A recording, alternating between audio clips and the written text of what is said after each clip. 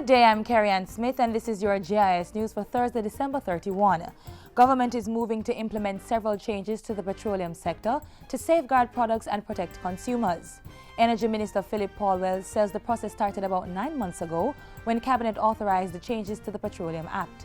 But considering recent developments, where contaminated E1087 and E1090 gasoline were found at gas stations, the minister says further changes are needed. We are increasing the applicability of the Act to all the 9 now known stakeholders, as opposed to mainly treating with haulage contractors, which is what the current law does. We're going to increase substantially fines and imprisonment for offences generally. We're going to have mandatory inspection of service station at the time of issue of license and at intervals thereafter. The Energy Minister adds that marketing companies will also be required to submit reports on the movement of each tanker truck. We are going to do a complete revision of all the licenses that have been issued and to do a recertification. 17 gas stations in 7 parishes were ordered to close after the Bureau of Standards Jamaica (BSJ) found they were dispensing contaminated fuel. The BSJ has already intensified its probe into the source of contamination. In the meantime, the Energy Minister says checks have revealed that the state-run oil refinery Petroleum is not the source of the contaminated fuel. I have been assured and reassured by the management and the team at Petroleum that their products are wholesome, but of course the Bureau has authority to test everybody, and I would not exempt my children from such. He adds that once it is determined that players in the industry are knowingly or unknowingly involved in placing contaminated fuel on the market, the Energy Ministry will put a stop to it.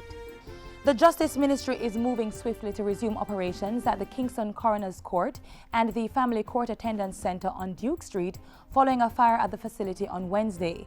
Permanent Secretary in the Ministry, Carol Palmer, has indicated the way forward. The court must continue to operate, so it's a matter of finding a place and having it furnished, equipped for the purposes of the court. She adds that the ministry has already received possible locations from the Urban Development Corporation and additional options are being explored. Workers at the Coroner's Court and the Attendance Centre will be reconstructing their files as soon as possible so that full operations can resume in the shortest possible time.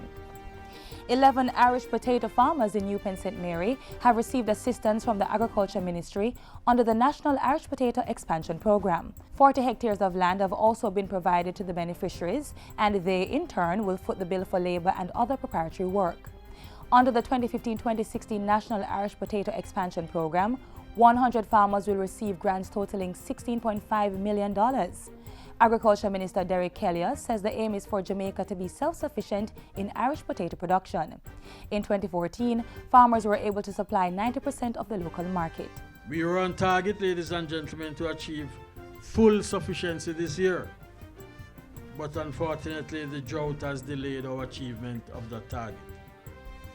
But as a matter of fact, in January to June, earlier on this year, the program supplied some 10.4 million kgs of marketable potatoes, or about 69% of the national demand.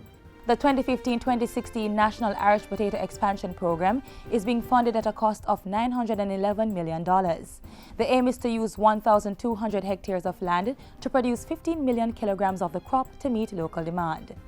And finally, the Consumer Affairs Commission (CAC) is urging consumers to be very cautious when considering same-day loans. These are also referred to as payday loans or quick loans. The CAC says that while these loans might seem attractive, it is important that the deals are realistic and the terms and conditions reasonable. The CAC adds that predatory loan companies often charge exorbitant processing fees as well as additional fees. Consumers are advised to approach regulated institutions such as credit unions, commercial banks, and thrift society institutions to access loans. And that's it for JIS News today. I'm Carrie-Ann Smith. Thanks for watching.